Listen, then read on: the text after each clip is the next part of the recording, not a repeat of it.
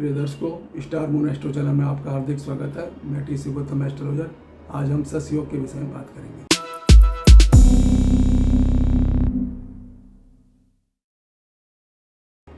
सस योग क्या है? सस योग शनि के द्वारा निर्मित होता है। जब शनिदेव केंद्र में 1, 4, 7, 10 भाव के अंदर अपनी स्वराशि मकर, कुंभ व तुला राशि ऊंच की उसमें स्थित होते हैं तो ये सस योग का निर्माण करते हैं। सस योग पंच महापुरुष योग में से एक होता है। सस योग चर लगन और स्थिर लगन के अंदर निर्मित होता है। चर लगन हमारी हैं मेष, कर्क, तुला और मकर। इस लगन के अंदर इनके केंद्र के अंदर तुला इनकी उच्च राशि और मकर इनकी स्वराशि पड़ती है। इसमें स्थित होकर ये सस योग का निर्माण करते हैं। इसी तरह से इनकी स्थिर लगन के अंदर इनकी कुंभ राशि केंद्र के अंदर पड़ती है, उसमें स्थित होकर ये निर्माण करते हैं।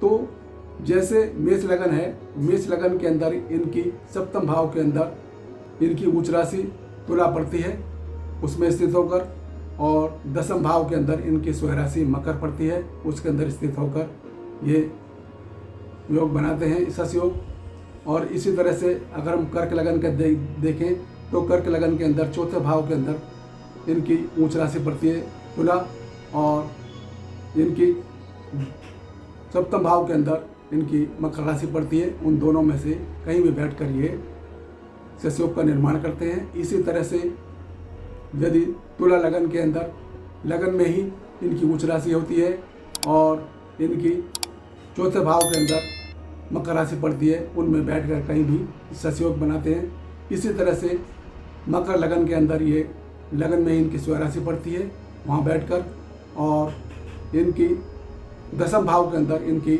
उच्च राशि तुला पड़ती है, उसमें बैठकर ये सस योग का निर्माण करते हैं। इसी तरह से वृष लगन के अंदर जो है, वृष लगन के अंदर इनकी दसम भाव के अंदर कुंभ राशि पड़ती है, इसके अंदर ये स्थित होकर सस योग बनाते हैं। और सिंह लगन के अंदर इनकी सप्तम भाव के अंदर कुंभ राशि पड़ती है, वहाँ स्थित होकर ये सस योग बनाते हैं। और वृश्चिक लगन के अंदर ये इनकी चौथे भाव के अंदर कुंभ राशि पड़ती है, उसमें ये स्थित होकर सस योग बनाते हैं। और कुंभ लगन के अंदर ये लगन ही पड़ती है, इसमें ये स्थित होकर सस योग बनाते हैं। तो जिसकी कुंडली के अंदर सस योग होता है वह उसकी उत्तम स्वास्थ्य रहता है, उसका आयु लंबी रहती है, सहनशीलता, धनवान और समाज में सम्मान और मेहनती स्वभाव, और प्रत्येक क्षेत्र के अंदर सफलता प्राप्त करता है, और उच्च कोटि का आध्यात्मिक व्यक्तित्व होता है।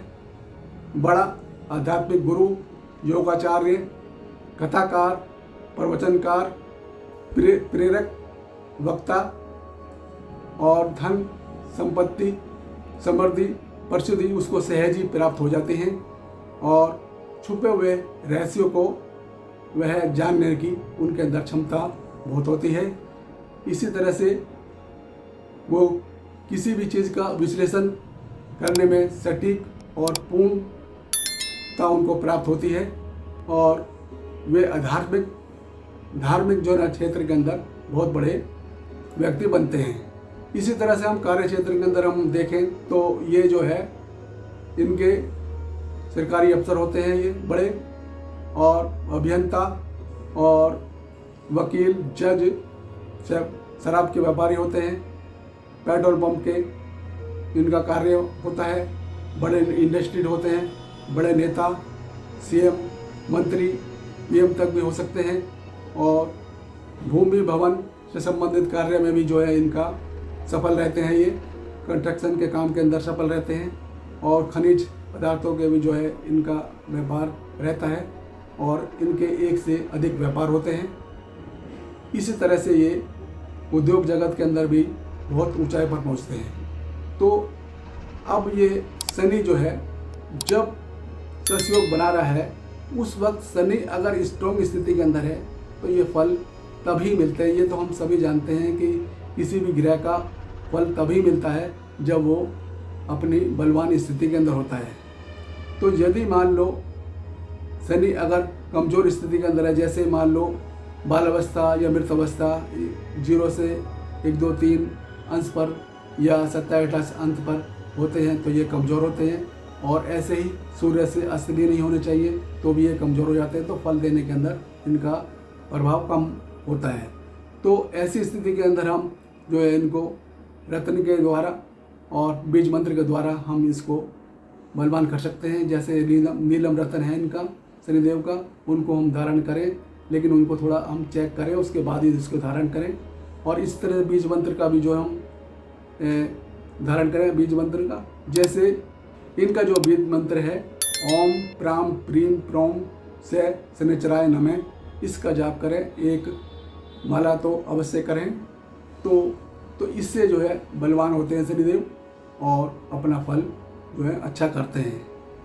तो ऐसी स्थिति के अंदर कई बार ऐसा भी है कि शनिदेव मान लो यदि राहु से दृष्ट है या राहु के साथ है या केतु के दृष्ट है या मतलब, तो ऐसी स्थिति के अंदर भी उनका फल कम ही मिल पाता है।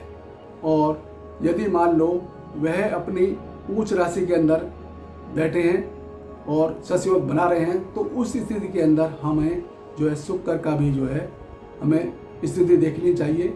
और यदि शुक्र मजबूत स्थिति के अंदर है तो सस्योग का अच्छा फल मिलेगा। यदि शुक्र अगर स्थिति कमज़ोर है शुक्र की तो उसका फल इतना अच्छा नहीं मिलेगा। जैसे मान लो शुक्र जो है नीच है या 6, 8, 12 में बैठा हुआ है या चतुर्राशि में बैठा हुआ है, तो ऐसी स्थिति के अंदर सस्योग का में फल जो है अच्छे नहीं मिल पाते हैं और बहुत ही मामूली मिलते हैं। तो आज इतना ही। यदि मेरा वीडियो आपको अच्छा लगे तो इसे शेयर करें, लाइक करें, सब्सक्राइब करें और बेल आइकन का बटन दबाएं, जिससे कि मेरी नई वीडियो की नोटिफिकेशन आप तक शीघ्र पहुंच सके। वीडियो देखने के लिए आपका बहुत बहुत धन्यवाद।